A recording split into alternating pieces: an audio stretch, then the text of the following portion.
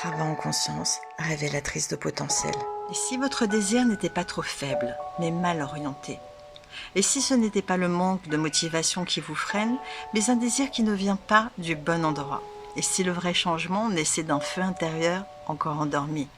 Dans l'épisode précédent, nous avons exploré la puissance d'une décision intérieure, ce moment silencieux où l'on dit oui profondément à ce qui nous appelle.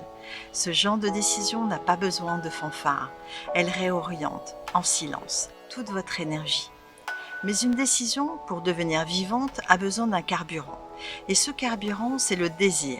Pas n'importe lequel, pas un désir imposé de l'extérieur, ni celui dicté par le manque ou la comparaison, mais un désir pur, aligné, vibrant, qui vient du cœur et qui dit « Je veux recevoir pour mieux offrir ». Nous avons déjà vu qu'il existe deux grands types de désirs en nous. Le désir de recevoir pour soi-même, égoïque, instinctif, souvent dicté par le besoin de confort, de sécurité, de reconnaissance. Et ensuite, le désir de recevoir pour partager, qui vient de l'âme.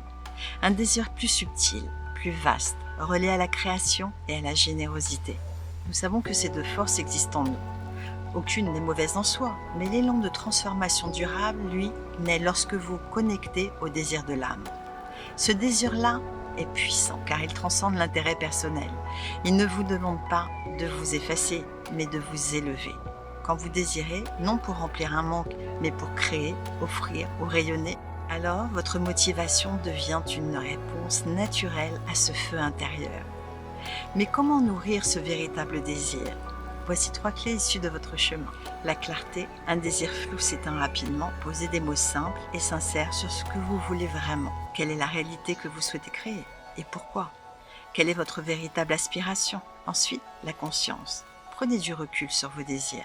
Est-ce vraiment le vôtre ou est-ce celui du monde autour de votre passé, de vos peurs ?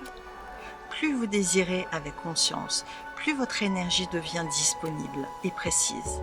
Et ensuite, l'élan de l'âme. Reconnectez-vous à ce que votre âme cherche à vivre, à transmettre, à offrir.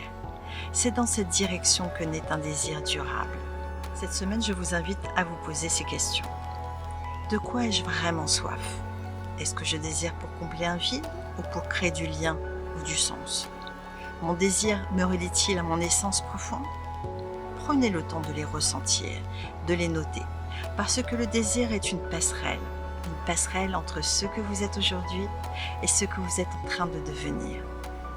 Dans le prochain épisode, nous verrons comment faire descendre ce désir dans la matière, comment passer de l'élan à l'action concrète pour manifester votre projet dans la réalité. Alors pensez également à télécharger votre atelier sur le désir numéro 6 pour une plus profonde introspection. Vous trouverez le lien de téléchargement dans la description de cette vidéo. À très vite. Rabat en conscience, révélatrice de potentiel.